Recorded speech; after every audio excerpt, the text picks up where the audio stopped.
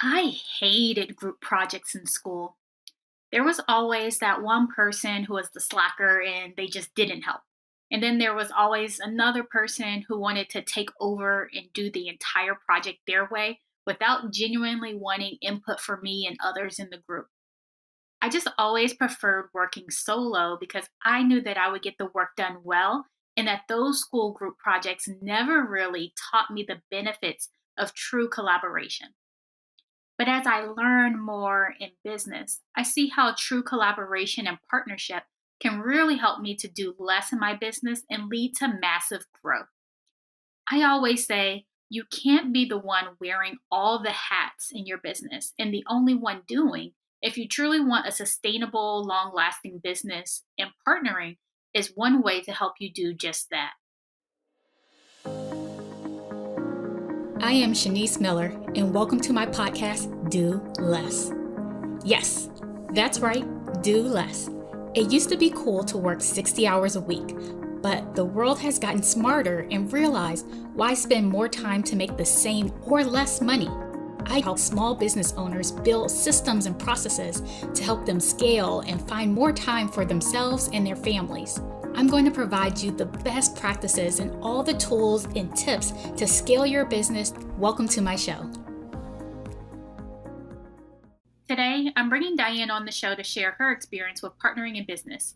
Diane Helbig helps small business owners and leaders create strategies that work. Her superpower is being a pragmatic possibilities thinker. With Diane's guidance, professionals decide on goals, create an action plan, and implement that plan. She walks alongside them like guardrails, keeping them from falling off a cliff. Diane is also the author of Succeed Without Selling and the host of Accelerate Your Business Growth podcast, which is why I wanted her to share her journey with you. Diane, I'm so glad that you're on the show today. I am so looking into partnerships and hearing more about that. I am so happy to be here. Thanks for having me. So, when did you first get that idea that you wanted to partner with another business owner? Ooh, gosh. Pretty quickly into starting my business. I had a friend who had gone through a program with me and I had an idea and I thought she'd be perfect for it. And at the time, her business was struggling a little bit. And so I thought, you know what, I'm going to throw this out to her.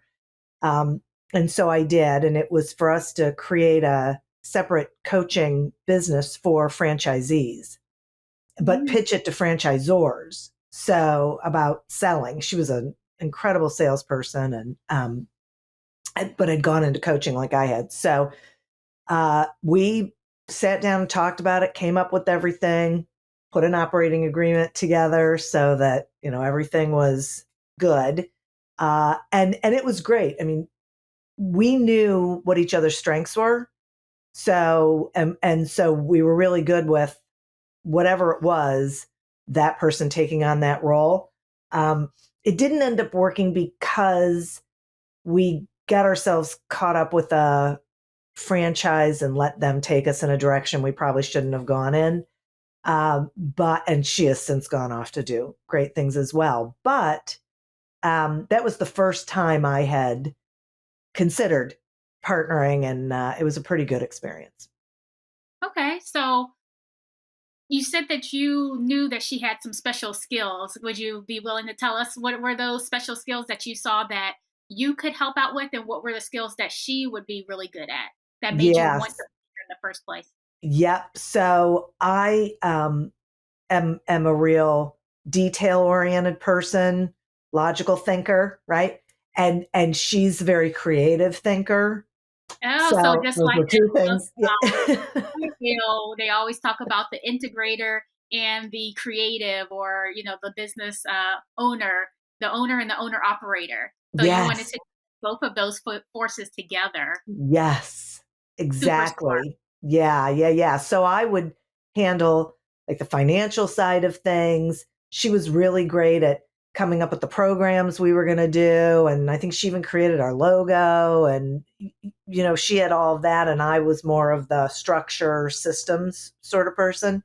So there were those two things, but we also, got along very well. And so we could bounce ideas off of each other very well and Mm. respected each other and could listen to each other. And so there weren't really egos involved. It was really about, this is what's best for us. This will work. This won't work.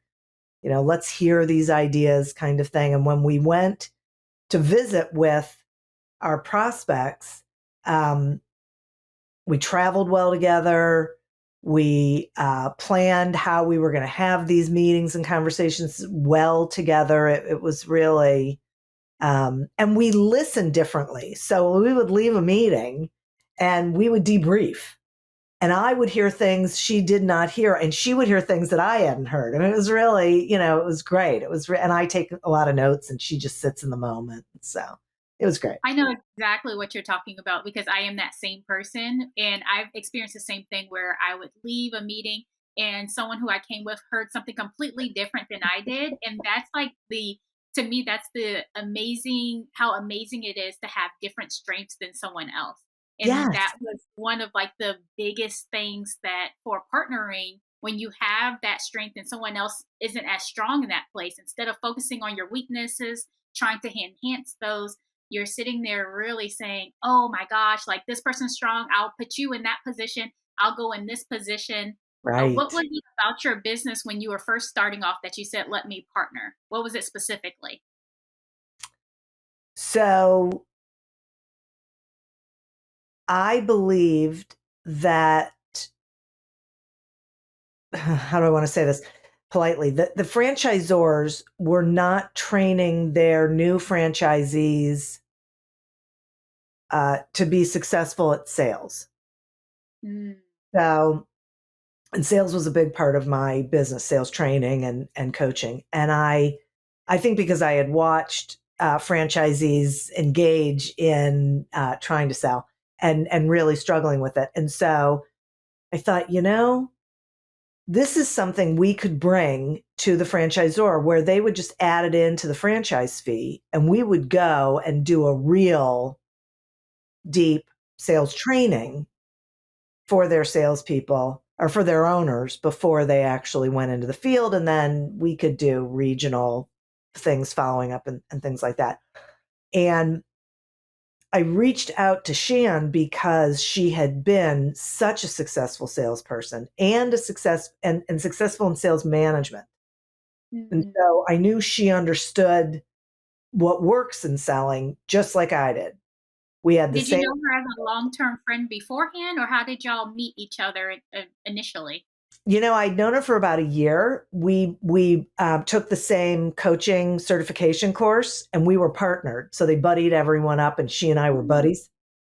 And so every week, at least, we were on these calls together, and we were, engaging in between. So we had a really good opportunity to get to know each other through that course. I think that course was 6 months. And then we just stayed connected to each other because of that. We were such a good support system for each other that we communicated constantly after that.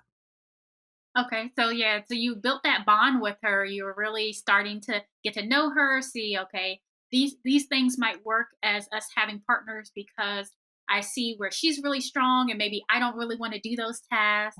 And the tasks that she kind of doesn't really like to do, those are the tasks that I do, those details, the accounting. So I see how, you know, conceptually it's like, oh, this would be wonderful if Yeah. we join forces. I just focus here, she focuses there. So y'all are going out, you are finding this franchisee that you are going to add in this sales Mhm. program into their business. So that's an interesting thought right there as well. What was it that you said, okay, they really, really would need this and they really, really would want this? That's a great question. So we knew they needed it because we had been experiencing in our business lives franchisees who were engaging in sales practices that were ineffective. And Mhm. so we were What seeing were them some of those everywhere. practices? What are some of those practices? Um, so believing that they had to walk in 40 doors a day or make 40 calls a day, it's this whole philosophy. Being I've heard that told, philosophy too. Like you need to make not 100 calls great. a day. You need to, do all this outreach, and that's a lot of work. Well, and if you think about it logically, it doesn't work. Because if you're calling 40 people a day, let's say you got 10% engagement. First of all, you couldn't possibly call 40 people in a day. You couldn't go visit 40 people a day and actually have engagement. But then you have to follow up with those people. So it's not just 40 a day, then it's 80 a day. And then it's right. So it really is tremendously unrealistic, and it's more activity than productivity.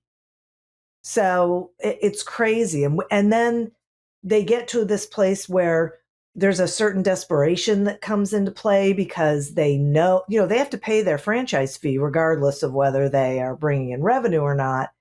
And they're following these behaviors where it's this, they have to be convincing people.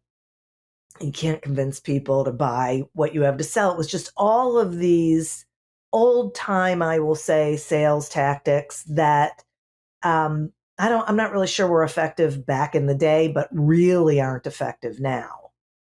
And so they were struggling. And it just seems crazy to me that people should be struggling when we could provide them with a process that we knew worked because we had both been in sales successfully.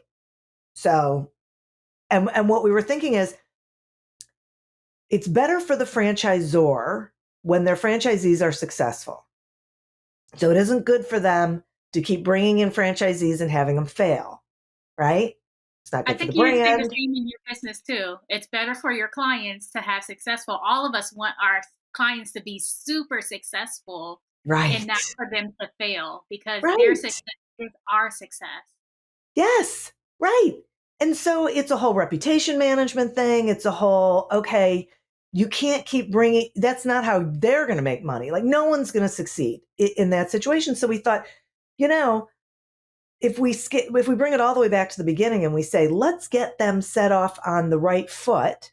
We know they're paying franchise fees. We know they're going through training at corporate. And then when they're off on their own, let's see if we can just insert ourselves in there where we do the sales training and we give them a really good foundation. And then we offer ongoing coaching that then the franchisee could sign up for and pay for. So, and the franchisor wasn't going to really pay for it because they were going to lump it into the franchise fee. So the franchisee would still be paying it. It would just, it's just, how that was all going to play out. We would just be coming in as their training team, I guess you could say. Yeah, I think that's a great model as well because that's an easy sell for that franchisor because just like there's no extra money out of pocket for you, the franchisee gets the added benefit of additional instruction for making their business successful. So then what didn't work when you were going through this? You kind of alluded and hinted Yeah. around to it, but what Yeah. was that hold up? So we reached out to a bunch of franchisors and we were doing our follow up, and one of them reached out back out to us and said, got your information. It's really interesting. Our owner is really interested in talking to you about actually franchising your model. So Which we sounds like a great opportunity. sounds like a great opportunity. But the biggest mistake we made was shifting and going down that road because, we went and met with them. We flew to Florida. We met with them. We listened to everything. We came up with this strategy we would coach some of their people for free so then they could get feedback on how we were. And this is how it would look and this, that, and the other thing. And it totally took our eye off the ball. You're so right So about that because that's like the shiny object syndrome. You're yes. sitting up here, someone dangles this. It's like it's a great opportunity, but that's a whole different audience, a whole different target market, a completely different messaging that you're doing, you're shifting your whole business model. And before Yeah. you know it, you are pivoting from what you know is going to work well to something else that seems like a great idea, but you haven't quite said if it is going to work or not. So, Right. Yeah. I mean, it was really unfortunate, and we lost control of the entire process, right? Like we should have said to him, that's a really interesting idea. We're happy to explore that down the road. Right now, this is what our focus. We're not necessarily interested in franchising our model or our idea. This is where we're going with this. And so, we were basically young in business and got all caught up in the hype and did the whole thing and went through all the, and it just wasn't, it wasn't a thing. It just wasn't going to turn into anything that they thought. And then, why was 2008, that? Why wasn't it well, going to turn thing? um, we were conflicting because partly because we were losing control over the process. So now we had someone who thought they knew more about what would make us successful in this than we did, because they had that part of the knowledge base and thought you can turn anything into a franchise basically. And then 2008 hit and the economy tanked. A lot of people, probably younger people, don't remember this, but um, it was, I it was remember bad. it. Yeah, it wasn't great. And so everything just sort of went on the skids, and organizations pulled back from implementing any new initiatives, and that's really what happened. They were like, okay, well, we need to put this on hold because we have to keep everything we already have in place afloat while we get through this couple of years of difficulty. And I think I was on the other side of it when all of that was happening. I was 2007, I graduated high school. So 2008 through 2011, I was actually I was in college, graduating 2011. And in the midst of being in college, I said that, oh, I would think I want to be a business owner. I was reading all these books on investing in real estate. And once I graduated, I ended up talking to someone who said they were a real estate agent and investor. And I told them my dilemma, which was I had exceeded the amount of personal money that I could use to purchase properties because I had already purchased two under my name within 6 months. And he was just like, oh, well, unless you have a rich uncle, you should go ahead and start a business. So I pivoted from where I was going down in 2011, the perfect time for buying up properties so cheap because of that whole crash, and pivoted into business, starting over, starting that whole learning curve of learning a new model, learning what I was going to do over again. Where if I would have just stayed that course, Yeah. if I would have just kept on that direction, that my body still yearns for investing in real estate. And so it's just like, it was great that I learned about business and I love the business that I have now. Yeah. But that pivot can really shift you and change you off the direction that you were going, that you were already starting to build momentum for and having that compound effect. Yep. So that's really interesting, that the downward shift, and then it led to the business owners not really wanting to put that into their model. How did that impact you? How did that make you feel? We were really okay with it because we had gotten to a place where we were realizing this really wasn't, there wasn't going to be a great marriage here. And during that time, both of our regular businesses had really started to take off. So we were in a place where we didn't necessarily want to invest any more energy in that.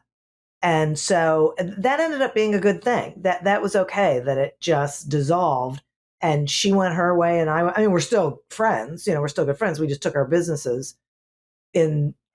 businesses in the directions they needed to go in. Okay. So initially you wanted two people pushing that same goal agenda Mhm. forward, splitting the task, one person's focusing on one thing, the other person focusing on the other thing, Mhm. staying in the zone of genius and doing it wrong, and not wearing all the hats. Yep. Was the ideal. But now I believe you teach people exactly how to partner in business. What do you see is preventing people from partnering in business? From what do you see that not partnering in business is preventing people from accomplishing? Well, I would say most of the time it prevents them from being able to scale their business in a way that they would like to, uh, because there are opportunities for businesses to get in front of other target markets where it might be difficult to make that shift initially. But if you can partner with a company that is their target market, like you have similarities, but you also have differences as far as who you work with, you can both benefit greatly from that because you're both going to serve who you both serve, but then you can cross pollinate to the other um, prospect bases, so to Yeah, speak. So I it can definitely be have it can that. be a great growth thing. I definitely see what you're talking about there. Like, if someone is doing, say, web design and you're a copywriter, then those two things would go well together as a partnership or a joint Right, venture partnership person, because it's like the web designer's not trying to do copywriting and has right. clients that they know need copy, Yeah, whereas the copywriter's not trying to do web design, but they probably know people that could have a nice refresh on their website. So it's a nice win-win for both of them if they could be referral partners and going back and forth with the client saying, hey, yeah. these are certain services, and expanding the audience that way. Right, right. That's exactly what it is. I would say one thing that sometimes people do is they have two that they are approached by someone who does the same thing they do, and that person wants to partner, and that can be tricky. It can be somewhat challenging because it's not necessary. You have to have the same, um, what's the word I'm looking for? Sensibilities about business, the same sorts of viewpoints and outlook and aesthetic. I mean, depending on what your business is about. And so, like one of the things that I say to people is, do not jump quickly. Like, give yourself an opportunity to really get to know them and let them get to know you, because and for you to understand how each other operates as businesses. And if there's a place where we were talking before about different skill sets coming together, well, if you don't have that, then you're both going to be trying to do the exact same thing. I don't know where the benefit is on that necessarily. So it takes that discovery and exploration process to make sure that it does indeed make sense for you. It can look great on paper and not necessarily be a great thing in practice. Mm. I think we've all been able to relate to something looking great on paper, but in reality, it's not. And I just deeply believe that collaboration over competition wins every time. Every There time. there really is more than enough for everyone to have and to be successful. And really, to me, partnering helps you to go further faster. So, what I want you to do is jot down 3 ways that partnering with another person can help you do less in your business, and then reach out to 3 people you would want to partner with. Send that email, send a DM, carrier pigeon, anything. It doesn't have to be a long message. In true do less form, a quick, hey, I'm interested in partnering with other business owners. Are you interested in hearing more? That quick message will suffice. So, Diane, if someone wants to learn more about your services, what you do, where can they find you? Thank you for that. They can go to my website, helbigenterprises.com. It's where everything lives, and they can find the information, reach out to me. I'm happy to talk to anybody. So thank you so much for coming on, Diane. It was such a pleasure. I enjoyed this talk, and I know so many other people will benefit greatly, especially me, because looking into partnerships, I'm like, oh, okay, you can't jump in. I'm going to Right. have your voice in the back of my head saying, "Don't jump in, don't jump in." Yay. Well, So thank you, Shanice. this has been an amazing episode of Do Less with me, Shanice Miller. Share this episode with anyone who needs this today. Leave a 5-star rating and review. And remember, if you're an entrepreneur and need to do less in your business, click the link in the description to work with me.